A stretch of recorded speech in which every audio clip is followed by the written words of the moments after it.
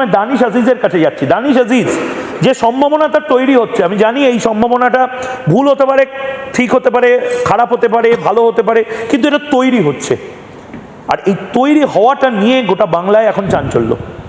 আসাদুদ্দিন ওয়েসি তার মানে সিরিয়াসলি বাংলায় পলিটিক্সটা করার কথা ভাবছে তার দলকে সামনে রেখে।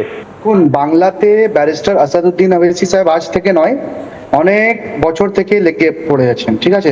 আর ওনার যে নেতৃত্বে, ওনার নির্দেশে গোটা বাংলায় আজকে জনজোয়ার এসছে মিমে যোগদানের জন্য, মিমের কাজের জন্য।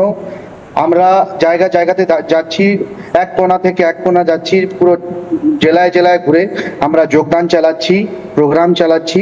কন্টিনিউ আমাদের যোগদানের প্রোগ্রাম, বস্ত্র বিতরণের প্রোগ্রাম, পাবলিকের সাথে রিলেশনের প্রোগ্রাম কন্টিনিউ চলে যাচ্ছে, ঠিক আছে।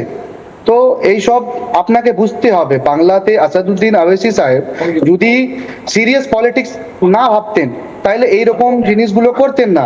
কারণ আগামী দিন এই বাংলাতে যে বাংলার জনগণ ব্যারিস্টার আসাদুদ্দিন ওয়েসি সাহেবকে যেভাবে চাইছেন, ওইভাবেই ব্যারিস্টার আসাদুদ্দিন ওয়েসি সাহেবও চাইছেন এই বাংলার মধ্যে। তোমাদের লক্ষ্যটা কি?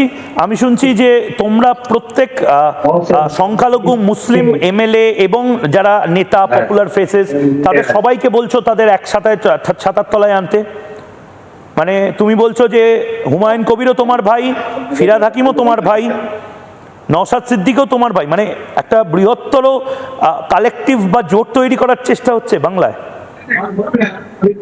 অবভিয়াসলি আমরা যারা তৃণমূল কংগ্রেসকে আর যারা ভারতীয় জনতা পার্টিকে হারাবার জন্য আগে আসবে, আমরা তাদের সাথে হাত মিলিয়ে বাংলার রাজনীতিতে এগোতে চাই।